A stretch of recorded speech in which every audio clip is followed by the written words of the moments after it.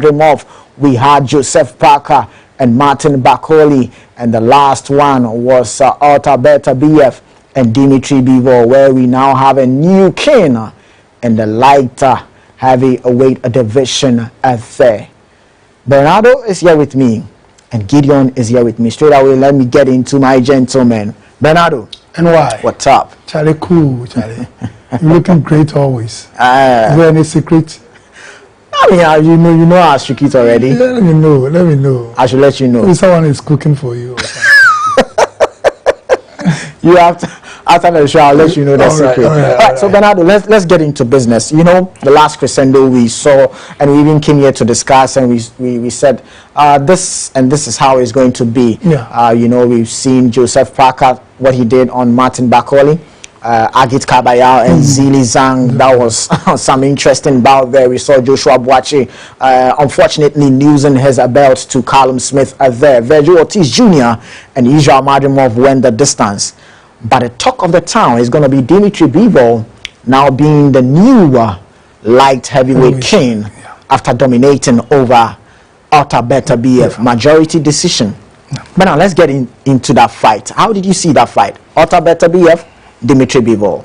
Well, good morning to you, and good morning to our cherished viewers who always stay glued to their seats and assist us contributing for the development of boxing across the globe. And good morning to my brother Gideon here, who has always been inspiring us on how to move and how to maintain ourselves and as well as the body too. So today, after the show, I will contact him for some few nutrients once he's here. We said it here that this second bout or second rematch is going to be an exceptional one and a great one. Okay. And we all saw it. And most of your analysis you made, most of it came true because you spoke about the age. And I told you that, yes, look, the age will play a role. And so when you look at the fight, those that are over age or those that are old, you could see the young ones taking over. And I said it here that, look, Alberta BF will come with all the natural and the raw power punches. Okay. And will make sure that you push Bivol to the rope and make sure that he stands and he delivers his punches. And I said it here that, look, it is going to be a different thing altogether because it is going to be a replica of what really transpired in the first match. And so Bivol has to be more proactive in making his movement and also picking his jab. Okay. Neutralize it, who let him use his jab, and that is what exactly what we have. Something on our screen here, Bernard. This is coming from Alberta BF on his trilogy fight against Dimitri Bivol. He's saying that it's now my time to come back. Bernardo, do you think this quote-unquote old man, Alberta BF, is willing to come back and maybe he might do something that we've not seen from the first to the second fight with him against Dimitri Bivol? And why? We have certain boxers with the boxing IQ. Okay. Boxers who have skills and speed. Okay. It is very difficult to beat them in the second time. For instance, the likes of Azuma Nelson. Azuma Nelson, okay. Azuma Nelson. You cannot beat Azuma Nelson for a second time. He's a type of boxer who thinks and who has the boxing IQ and know what to do in the ring. Okay. Look, and Bivol came in the first one and said that he believes he has won. But look, the judges are judges. Okay. And so for the second time, he's come to prove for everyone to know that yes, he deserves to win. He came in, I told you that he uses the back foot.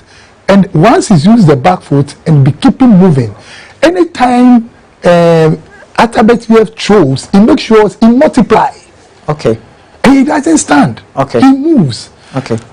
Alberta BF won the first round from round 9, round 10 to the round 12. Okay. Because in the round 10, he kept pushing and throwing his measures.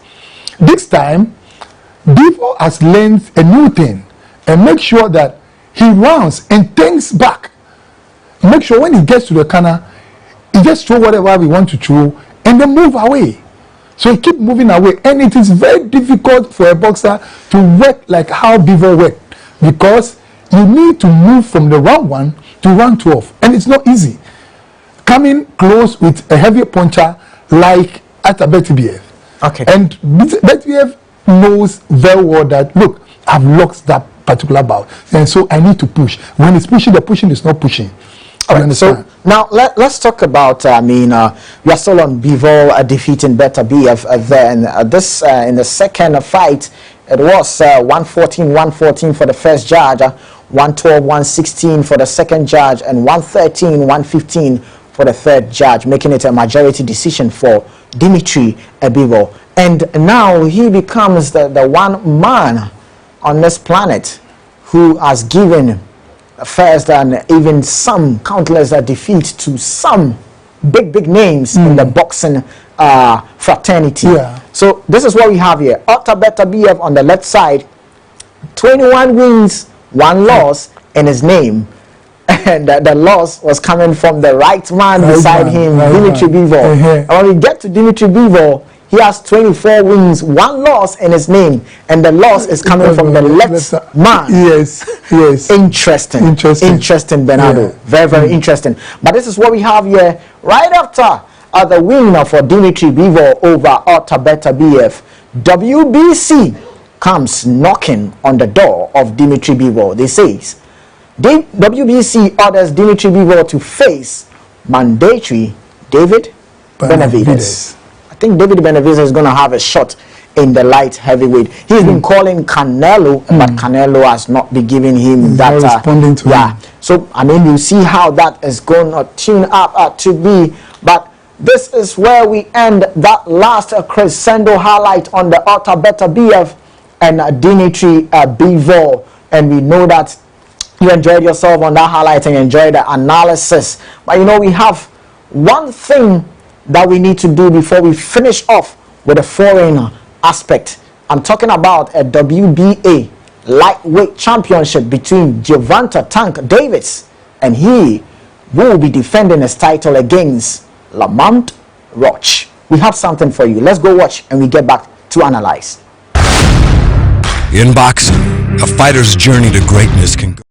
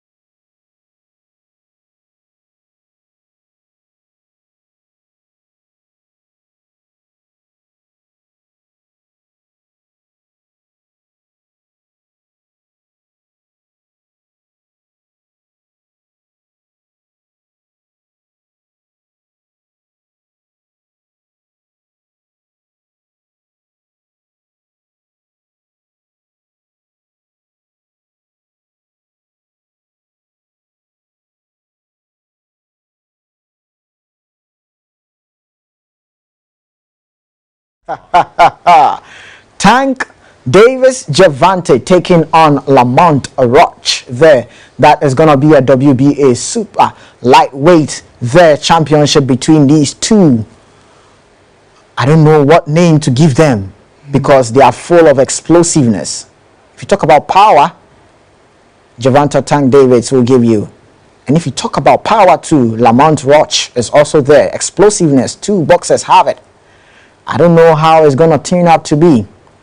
But I have Bernardo and Gideon here. They are going to help me out to dissect and analyze how Gervonta Tank Davis and Lamont Roach fight is going to be. Let me start off with you, Gideon. Gideon, yeah. Welcome to the show, and let's get into Gervonta Tank Davis taking on Lamont Roach. How is that fight going to tune up to be, Gideon? It's first of all, greetings to our cherished viewers, those who have always made time to listen, watch, and then follow up and come to watch our boxing events. We greet all of you. It's going to be a very interesting fight, but it's like we all know what will happen in the end. For Lamont Roach is now climbing weight from 130 super featherweight to lightweight, okay. 135. Okay. For Gervonta Davis, he has been in that weight for a long time, so he's consolidated the strength. He's comfortable in that weight. Lamont Roach is now coming to 135. In a way, when you increase in weight, it also affects your speed. Okay. So speed-wise, Lamont Roach will be a little bit disadvantaged as compared to Gervonta Davis. Okay. In terms of power, there's a huge difference. You can punch to exhibit power, but there's also the kind of punch that is targeted, is searched for. I understand, and it's gone for. Gervonta Davis will target you, will search for it. It doesn't matter how many rounds it takes him to get it, and when he gets you where he wants you to be, trust me, you will sleep. So that's the difference. They are both familiar with each other. They fought twice in both occasions. Gervonta Davis in the amateur levels. Amateur levels. Okay. Gervonta Davis had the upper hand, and for me, I pick Gervonta Davis to have the day by knockout. Wow. Yes. You're just going straight ahead. By knockout. Straight. You won't have anything different from that. They are not going the distance. Really? Yes. They are not going the distance. Okay, so that is from Gideon. Gideon is saying that per what he has said, he still feels that Gervonta Tank Davis is going to win by knockout. But, you know, Lamont Roach too is there saying that whatever Gervonta Tank Davis bring on board, he's also going to bring on board. But let me switch to Bernardo. Bernardo, Gideon is saying that KO or TKO for Gervonta Tank Davis. What do you think? Lamont Roach is no pushover. Yeah, from his analysis, I could see that he has studied Tanks very well and knows both boxers, and so he knows what he's talking about. Okay. And I might be agree with him. Okay. Because of his analysis and what he is saying. You know, Tanks normally don't throw punches away. He keeps it in the distance, makes sure that he brings his lead hand to frustrate you, and then get the timing intervention of his left hand. And so his left hand always surprise his opponent. And I can tell you for a fact that for his last 5 fights, it has been a knockout, and that is it. With his timing intervention, he fought against crackers like Roman Barros. He fought against Luis Garcia. He fought against Ram Garcia and our own Pitbull Isaac Cruz. And we saw what really happened. He fought against Ronaldo and Maro. And we saw that when he's even getting to the latter end, from round 5, round 6, that is where you see him throwing his missiles. He's a boxer who normally don't throw punch like that. And I can tell you that he has been in that super featherweight division. He was there. He was the one holding the title, the IBF. And I told you about IBF. That IBF, when you are holding IBF, you will not have a breathing space. They are not going to let you rest. They will not let you rest. They will be pushing you. And somebody of his caliber who have taken the IBF and have even taken the WBA and now relinquish it, move to the lightweight where it's comfortable now and he will not be stressed with any weight. I can tell you that he has the capability and has the punching power. Okay, so we have something on our screen. This is coming from Lamont Roch. He's saying that Gervonta has definitely become a world-class fighter since our amateur days. We are both good as kids, but we have both evolved a lot. I'm going to prove that I have evolved more. This is coming from Lamont Roch. Okay, so let's see what Gervonta Tank Davis also say. He's saying that, you know what? I'm fighting for my future, for my kids' future. Simple, brief, and short from Gervonta Tank Davis. And that brings us to the tail of the tape for these two boxers. Gervonta Tank Davis record 30-0. Lamont Roch Jr. 25 wins, 1 draw, 1 loss. You talk about a knockout, and man, Gervonta Tank Davis, his knockout ratio is serious to talk about. But you take a look at their reach: 68 for Lamont, 67.5 for Gervonta Tank Davis, and knockout is 28 for Gervonta Tank Davis and 10 for Lamont Roch. 30 years for Gervonta Tank Davis, the champion. 29 years for Lamont, the challenger. Bernardo. And why? This is going to be serious. It's going to be serious, you know. But I don't understand why Gideon is saying that it's going to be a knockout for Gervonta Tank Davis, because when you look at the knockout ratio, man, 93% over 40%, man. I don't understand where Gideon is coming from. And for him, he doesn't care if you are winning. He's focusing on his target punches. Okay. And so when you are even dominating, he doesn't care. Okay. He look at where he will punch you and you will not come back. Okay. And that is what he has been doing. You watch his fight against Frank Martins. When Frank Martins was dominating from the first round, second round, third round, he moved forward, target it, and that ends it. Okay. The same thing happens when he fought against Ran Garcia. Ran Garcia was moving from the first round, and he showed him something small in the second round, and then the seventh round he ends it.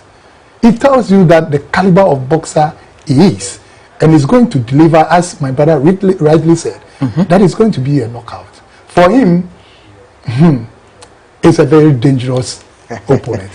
Wow, Gervonta Tank Davis is a very dangerous opponent. I quite remember there was a fight he fought with Leo Santa Cruz, and that fight was serious. I mean, Santa Cruz was dominating. He was really dominating Gervonta Tank Davis, but I don't know where that power punch came from. It was some uppercut that he delivered on Santa Cruz, and since that time till now, when we talk about one of those uppercuts in boxing history, that uppercut that Gervonta Tank Davis gave to Santa Cruz is one of them. And for me, from that time, I started to fear that kid. I started to fear him because you can dominate, but when he gets you, he will make sure he knocks you out. He knows what he's looking for, and that is one thing that most boxers have to learn. Okay. Because you have to know your signature, know that you always get your spellings right, and that is what he has been doing. He always gets his spellings right. Okay. And so when you are just dominating, we just keep watching you and be trying where he needs to try. And so when he enters bang, you are done, and that is it. And that's what we are looking for. I like that. When it enters, bang, then that's it. Okay, Gideon, just a quick one on it. Yes, there's one thing we have to also look at. Okay. It's a very skilled boxer. More often, because of the power, we don't look at his skills. He's a very skilled boxer. Okay. If you talk about the one you talk about Santa Cruz fight. Okay. The Santa Cruz fight, for instance, he went in, he took a barrage of punches. Okay. Then with that particular one, he anticipated the punch, and then he slipped it, and then he slipped it. He slipped it and simultaneously came back with the uppercut. Hey, Charlie. And so he did two things at the same time. Okay. He slipped the punch and then returned. He didn't set himself right first. With that same balance, he returned with the uppercut. And you know, Santa Cruz just met the uppercut direct. So it's very difficult. And then Frank Martin's fight. Yeah. Watch. Even though he knew he was losing, he pressured Frank Martin. Yeah, it's true. It's true. You know why he was doing that?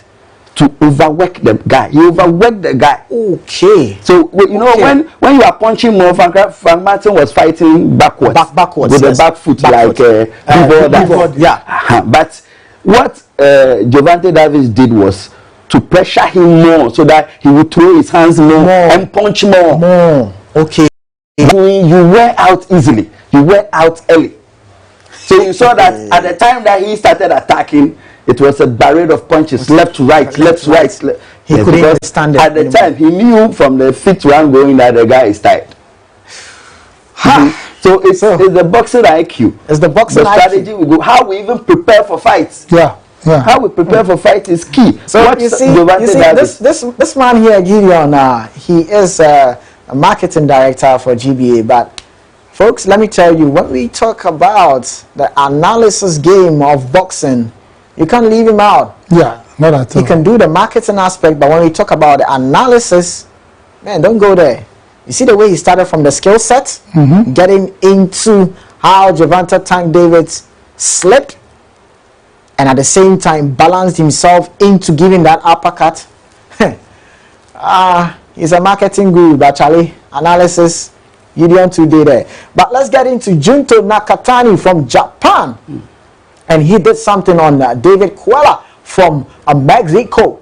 And in round 3, Junto Nakatani, that man over there, you see how nice his face is? But when he gets into the ring, you know whether he's a nice gentleman or not. So he was able to deal with David Kuala in round 3 for him to retain his bantamweight title there. So Junto Nakatani still remain undefeated in the bantamweight division there. So that is how we finish up with the foreign aspect on the boxing arena. Let's go for a quick commercial break. When we are back, we have more for you.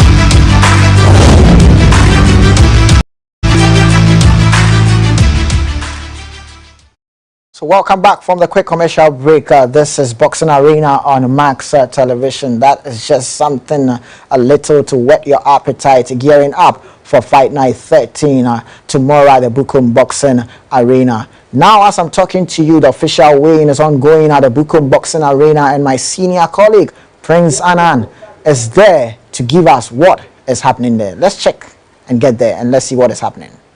It's Fight Night 13 already in the Bell 7-Star Professional Boxing League.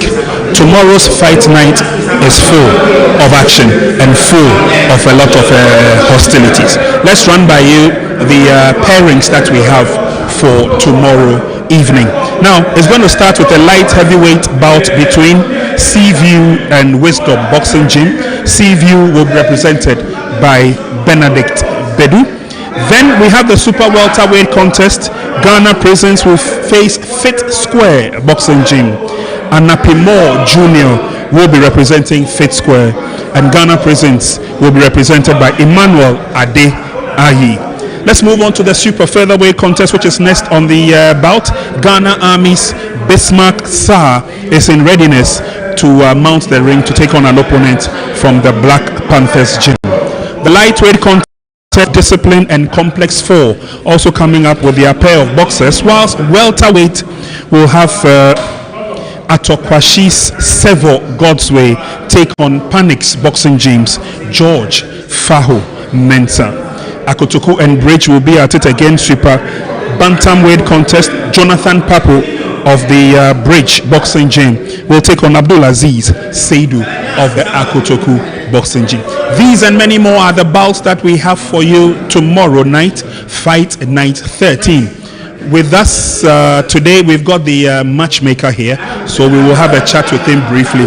Plus, of course, some of the boxers who will be ready to take on their opponents tomorrow evening. Of course, leading the fray will be Bismarck Sarr, the Ghana Army.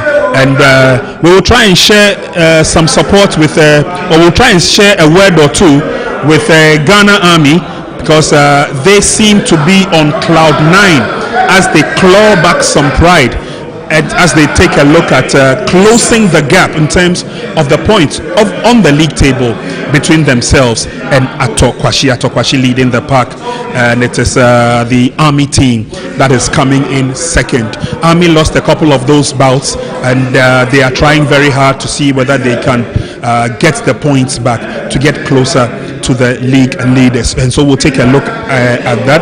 There are other key boxers here who will be on the bill, but interestingly enough, we've got the Ghana Prison Service also in contention. We will find out from the boxers, we'll find out from the coaches how well prepared they are for this bout. Thank you very much once again. Do stay with us, because we've got all the excitement coming your way. I've got two boxers. I'm going to be finding out from them how ready they are for tomorrow. Boss, thank you very much. Give us your name. My name is Emmanuel Ade, aka Wonder Boy. Okay, Wonder Boy Emmanuel Ade Ayi, and he's representing the Ghana Prisons Service. Boss, your name? Junior Anapimo. Junior Anapimo. Okay, so these are two boxers who will go into battle tomorrow. I'll find out from them how ready they are. Junior, yeah. Are we ready? Yeah, you go first. How has the preparation been like? Yeah, you Junior Anapimo. Junior Anapimo. Are you ready? Yeah. Can you beat him? Yeah, I go beat him. Yeah. You go beat him? Yeah, I go beat him. Okay, we go the full distance, or you go discipline him, you go knock him out? Yeah, knockout. Knockout? Knockout. I got believe. But if you look your opponent, you go feel knock him out? Yeah, oh. Okay, well, Junior says there's going to be a knockout in this bout. Let me find out from Ghana Prisons. Ghana Prisons are obviously no mere pushovers. Ghana Prisons have made a name when it comes to boxing, both at amateur and professional level. So Ade, tell me, how ready are we tomorrow? Oh, I'm ready to beat him, because like I won't show him boxing in the ring inside. Yeah, because you want to show him boxing? Yeah, because he's my small boy. You don't know anything. He's your small boy? Yes, you don't know. But he says he's going to knock you out. My ring can show. So when we enter the ring, we can show ourselves. The ring will determine whether he can knock you out. But how well prepared are you? Oh, I'm already prepared, so I'm ready. Okay, yeah. I see. All right, Coach, how ready is Ade for tomorrow? Yeah, thank you. We are ever ready. It's past 8 months, 1 year. Ade didn't fight, so we get the opportunity to fight with them. So we are ready. We prepare future and physical. So we are coming full out tomorrow. I see. Coach, you are coming all out tomorrow. Looking at your opponent, what do you think will happen? Is your boxer, are they going to show some boxing skills, or it will be just a straight knockout? Yeah, we are going to give him showdown, right? And then we know what we're putting into our man. Yeah, and as you know, prisons, we've been doing it always. We know how to do it. It's not by chance. It's not by chance. So tomorrow we are going to exhibit it, and we are going to teach him how to box. Yeah, we teach him boxing. That is what is going to happen tomorrow. So the audience should be expecting something extraordinary. Tomorrow we are going to make it. Okay, I'll come back to you for the wrap up, but let me go into your corner, and I see you've been joined by your coach. Okay, so coach, how ready is Anapimo for tomorrow? This is this. Let me tell you, he's ever ready. You know, too much talking won't say anything, but the ring is going to talk it. The ring is going to show it, and you can see which boxer he fought before. So tomorrow, Junior Ampimo is going to prove him the champion and the master of the ring. That is tomorrow. So all the fans should come tomorrow and witness this fight, because Prisons and Seconds Out is not the first time, but today and tomorrow is going to be the toughest fight. All right, so we got a big bout coming your way. So Junior, you said you are knocking him out tomorrow. Yeah. What round? Three. I like your confidence. So what will be the final outcome for tomorrow? Tomorrow we are coming in our numbers. We are coming to give a great show, a great fight. So everybody should come and watch us. Thank you. All right. Thank you very much. So at least Seconds Out, Ghana Prisons, they've told us exactly what to expect. But don't forget, Ghana Prisons are not the only security service team and the Bell 7-Star Professional Boxing League. We also have Ghana Army, and Ghana Army seems to be bouncing back after losing a couple of fights. They are cutting in on league leaders at Okwashi. Let's find out how ready their camp is. Bismarck, thank you very much for joining us. The last time we saw you in the ring, your words and your actions spoke for themselves. Are we going to see a repeat tomorrow? Yeah, you are going to see a repeat tomorrow. Yeah. But as of now, I've lost my opponent, so I don't know. Maybe if it looks like the boxers are all getting scared of you. They are afraid to come forward. But I'm always ready. So, yeah. But for you, quite apart from the professional boxing league, what targets have you set for yourself? Well, I've made my mind that I want to be a world champion and bring world title to Ghana. So that's my target. Yes. Are you getting any support from your club, the Ghana Army? Yes. I'm getting support. Okay, so you may not have seen your opponent tomorrow, but what should we expect? The usual or something different? Yeah, the usual, as you know. All right. Yes. All right. Okay. Let me find out from the coach. Coach, thank you very much for your time. Bismarck has said it all. He says nothing spectacular, the usual. As usual, as you rightly know. Even the opponents, the president is afraid that he's not allowing. He doesn't want to allow the opponents to come. But we are insisting. We are looking forward to fight even Michael Aban of the gym that we are coming to fight. This is not the opponent we are expecting. We expect Michael Aban. If they want, we want them to bring Michael Aban so that he should come and face Bismarck. Yes, then we deal with him because he always brag with us. And today the opportunity has prevailed itself for him to come. But here he's running away. I don't know why. They are afraid of him. They are afraid of him. Well, it looks like everybody's afraid of Ghana Army. But tomorrow, you think it's a done deal? It's a done deal. There's no benefit of doubt about this. It's a done deal. We are going to take it. Straight away. We can only wish Ghana Army the very best. Thank you very much, Coach and Bismarck, for joining us. These are some of the live scenes happening at the ongoing weigh-in at the Buko Boxing Arena. As you heard from my senior colleague, Prince Annan there. Bismarck Sai is still saying that no one wants to come out to come and face him in the super featherweight division there. And you saw Anapimo and Emmanuel Ade there also saying that tomorrow they are going to see who is going to turn out to be the best boxer. One is saying that he's going to knock his opponent out in round 3. The other two is saying that he's going to teach him some boxing lessons. Now let's get into the fight night 12 standings. This is the Bell 7-Star Professional Boxing League. I'm talking about after fight night 12. This is how the various gyms find themselves in the standings. Ato Kwashi still at the top there with 33 points. Second is Ghana Army with 25. Ghana Prisons on the third with 24 point. Panics on fourth there with 21 point. Complex 4 and Palm Springs on the fifth with 19 points. And Bridge Sonia occupying the sixth there with 18 points. If we get onto the other side of the table where we have Fit Square and Seconds Out on the 7th with 16, Akotoku Gymnasium on the 8th with 15 points, ZVU on the 9th with 12 points, 10th is the Wisdom Gymnasium on 12, having 12 points, and 11 is Discipline on the having 10 points there, and Black Panthers occupying the 12th position there, having 9 points in their name.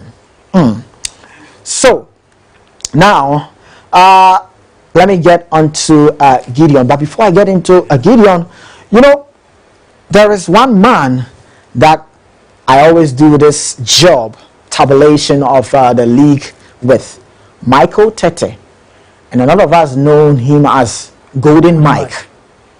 Where he is now, he's not in a good state, and we are taking this opportunity and this platform to wish him speedy recovery so that he gets well soon. So sir, Michael Tete, popularly known as Golden Mike, get well soon because we've missed you. Get well soon.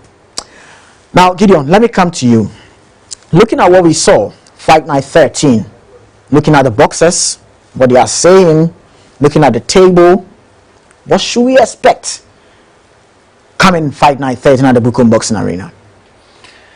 Yes, the Bukom Boxing Arena and the 7-Star Professional Boxing League, I believe, has always delivered. So it's going to be explosive. We all saw the mood in which Mr. Maxar was in. Yeah. He was even calling for Aban. And I'm just praying that Aban will be released.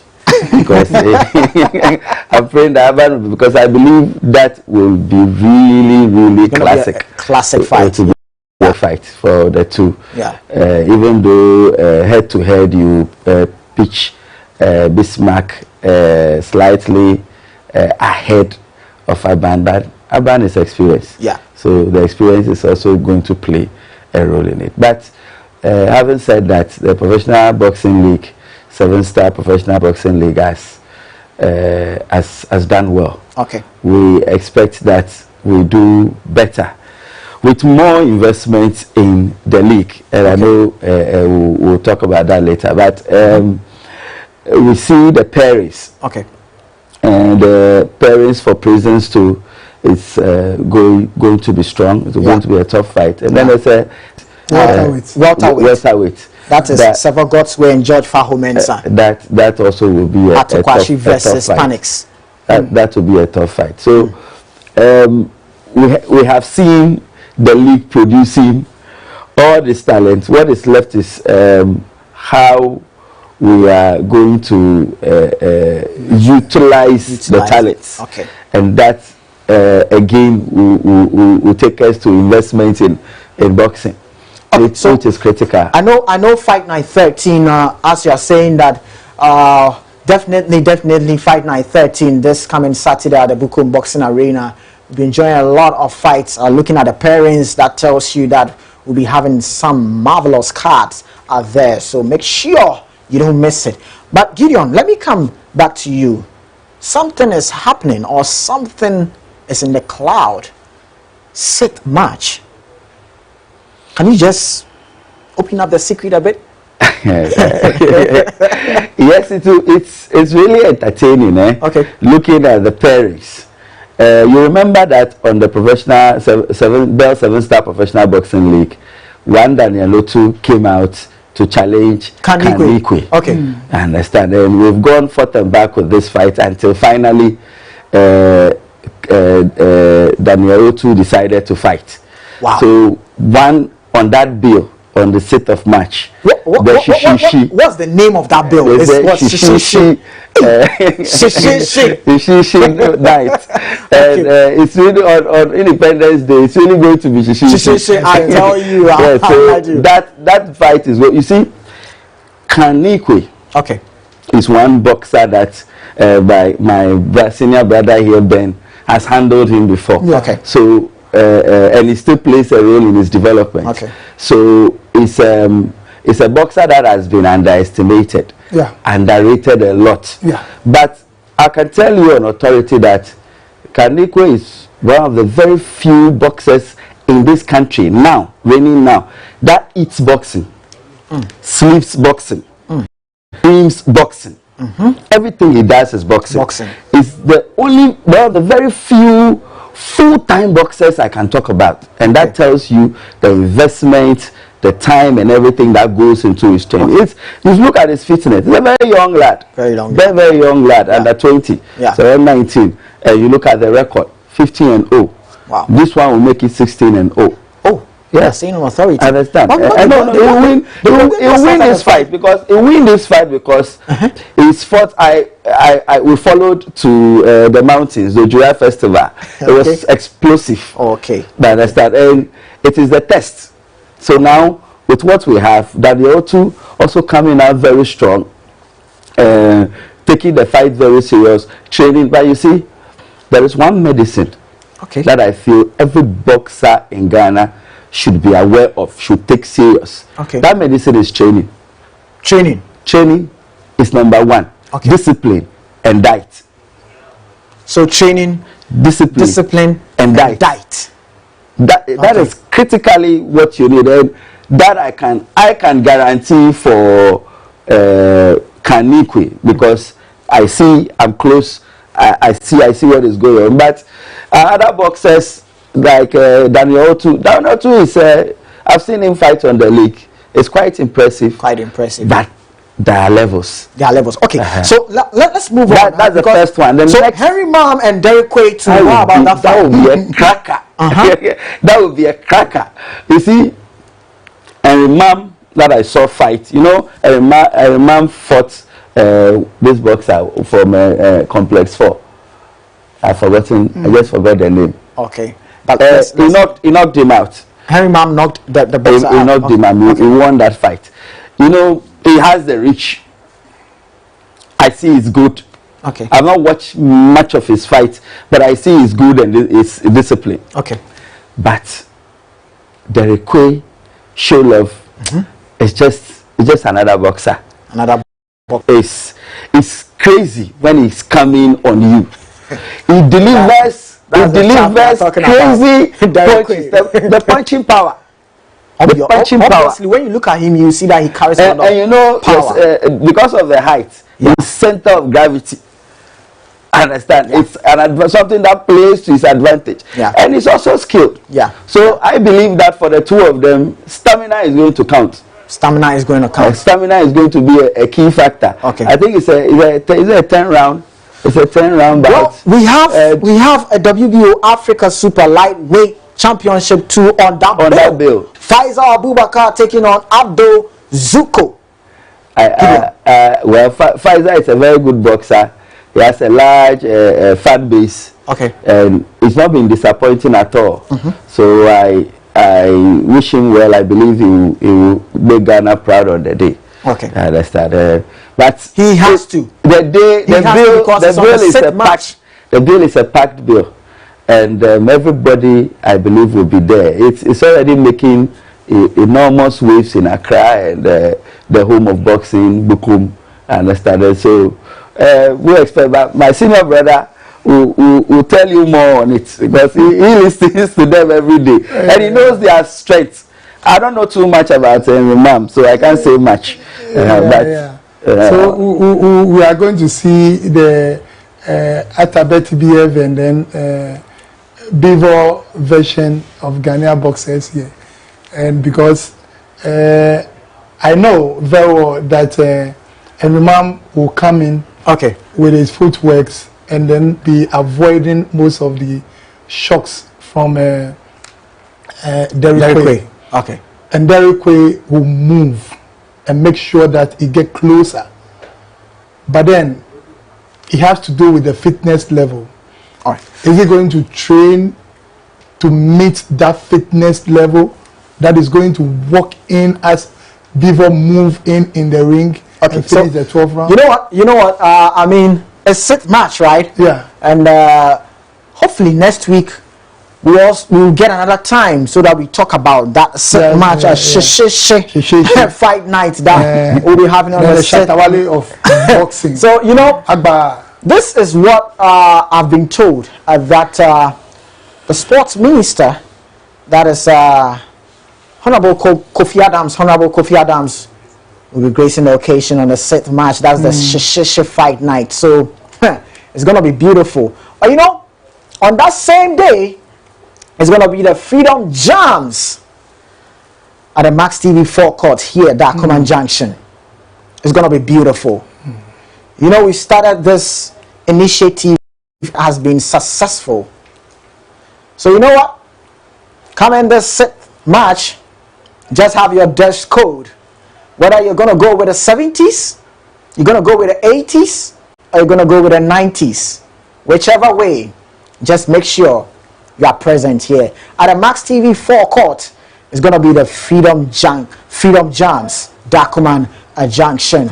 So now, after that, then we move to the Buko Boxing Arena, where we look at the Shishishi fight at night.